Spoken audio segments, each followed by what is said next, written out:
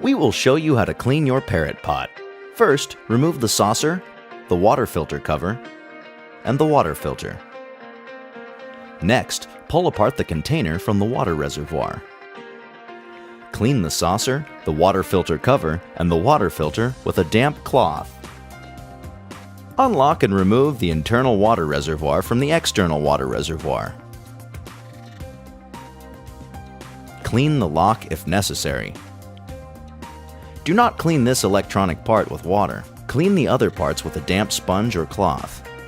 You can place your Parrot pot in the dishwasher, except for the internal water reservoir and the container.